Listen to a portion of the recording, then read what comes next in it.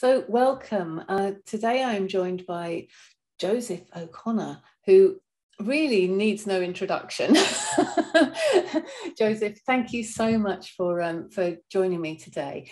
You are presenting at the conference in May. We're very excited to have you presenting at the conference in May, especially because your topic is updating NLP with neuroscience, which I think neuroscience is one of those exciting trending topics almost in NLP, so it's absolute delight to have you with us. So do tell us a little bit more about yourself and your presentation.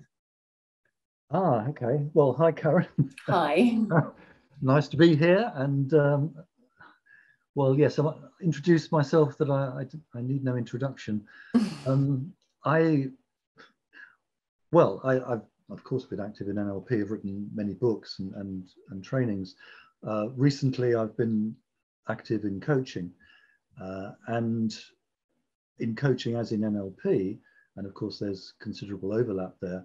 Yeah. Neuroscience has been making very strong inroads into coaching because it's just so relevant.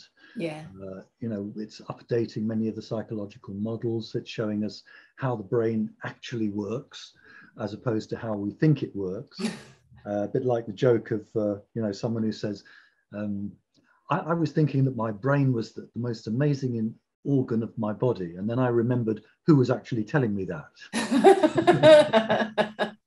So it's one of those paradoxes that by knowing our brain better, we can understand its tricks and its traps and its magical, the way that it magically conjures up this world and then retreats and pretends to be invisible. Yes. And yes. leaves like a conjurer this amazing light show. And that's it. Absolutely, absolutely. And that probably summarizes neuroscience, doesn't it? Well, you know, neuroscience is important. I think the research in neuroscience, number of papers that have been published over the last 10 years, it's very close to, you know, the top of the table for sciences.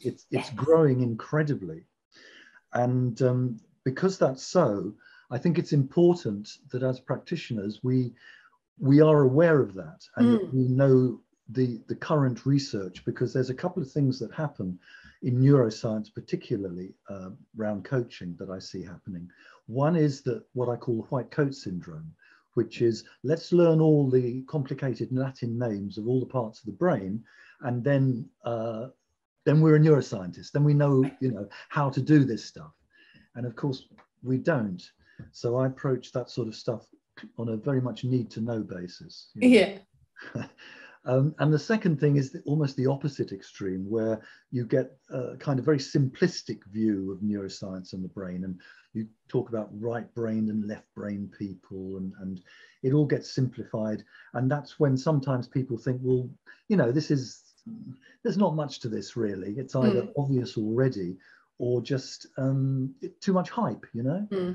And neither of those do neuroscience or NLP or coaching any favors whatsoever. So I think it's important to get there in the middle, and it will add a lot of credibility, I think, to coaching and NLP if we do. Definitely. So what will delegates take away from your session, Joseph? What will they take away? Hold on, I'll tell you what.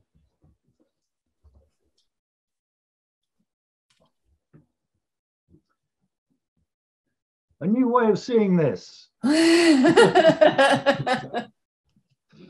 is well, it's not a real one, of course. Plastic. Real brains are the consistency of melting butter, so you can't really hold it. Oh, right. But, yeah, I call this one Jeff.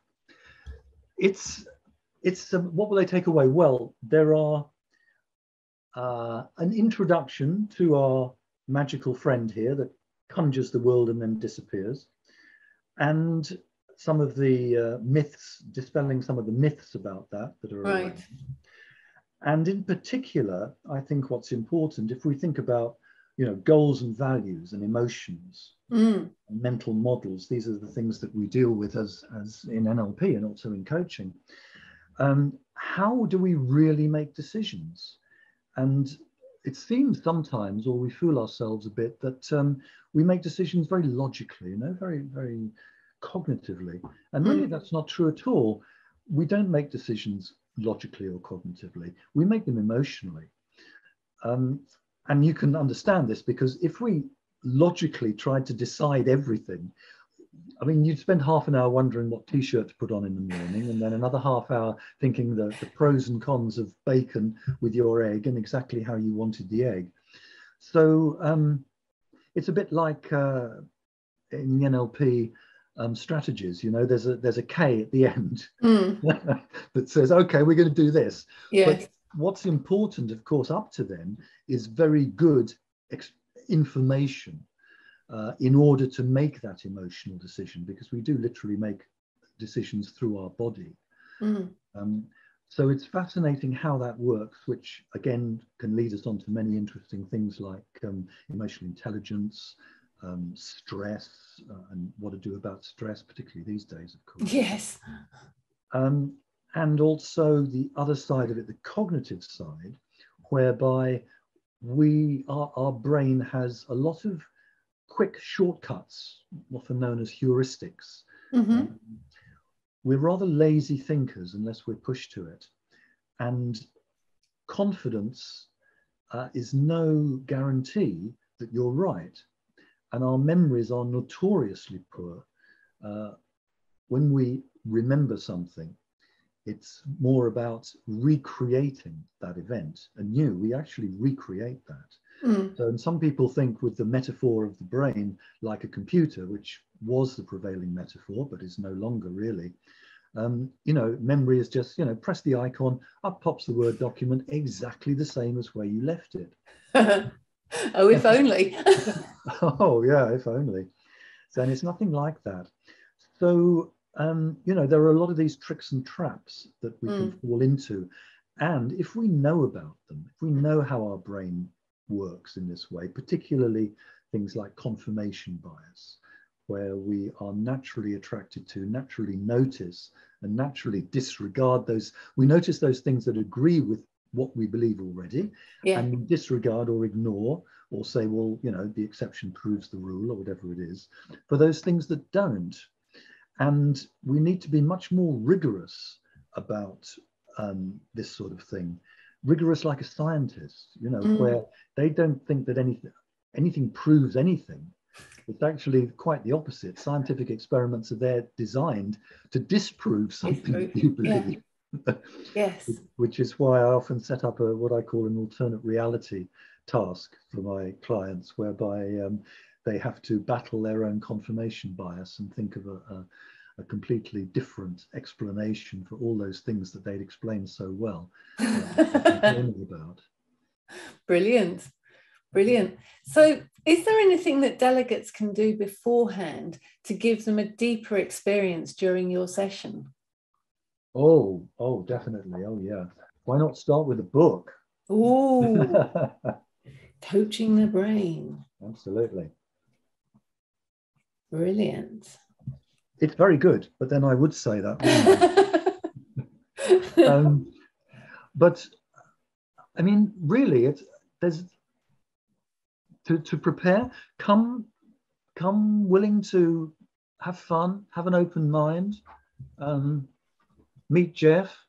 Yes. And be informed and entertained.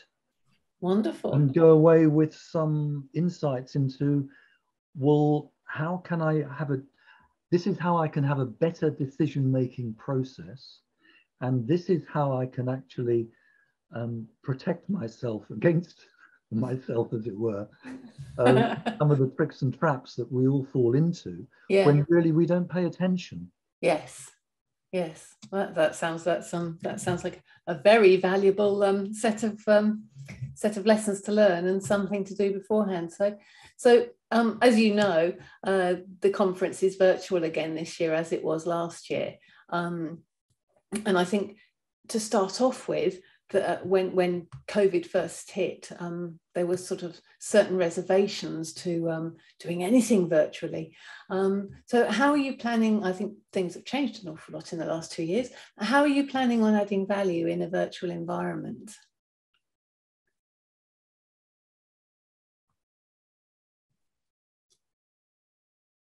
The virtual environment has its difficulties in terms of there is less interaction, less embodiment, as it were, and representation. So we've got to use the environment as best we can. There are limitations, but at the same time, I think that we can create a group rapport for sure. And I think also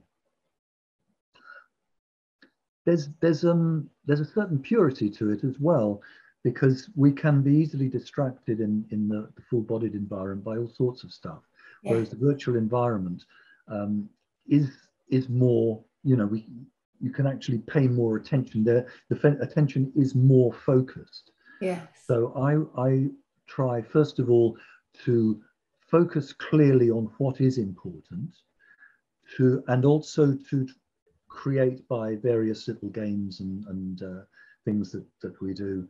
And I got very interested in improvisation, theatrical improvisation, improv. Oh, okay. And some of those improv exercises are absolutely perfect for creating group rapport and everybody getting together and starting to, think together and having fun.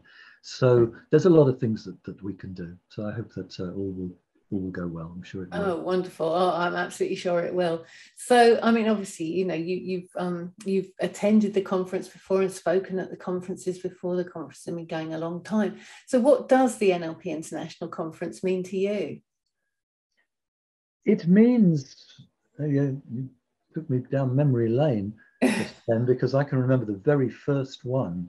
Oh, right. That's saying something, isn't it? Now I do feel old. And at the second or third one, I actually played the guitar at the end as a wonderful meditation, which was great. I remember that. And it's a great event because it brings together all the best of people in NLP, where you can learn. I shall miss literally rubbing shoulders with all my old friends. I hope to rub virtual shoulders. But yeah, learning all sorts of different perspectives on all sorts of different things. Great trainers, and this sense of here we are together. We're here together to learn. We have a common basis, a common community here of shared values and learning, and we want more. And we'll take everything that's here. And I think it's wonderful. Absolutely. Thank you, Joseph. So just to remind everybody watching this, Joseph O'Connor is presenting at the conference on the Sunday, the 22nd of May at 11 o'clock, which will be BST by then. We'll be in the British summertime, thank goodness. It's a 90-minute presentation on updating NLP with neuroscience. So we very much look forward to seeing you there. Thank you, Joseph. Well, thanks, Karen.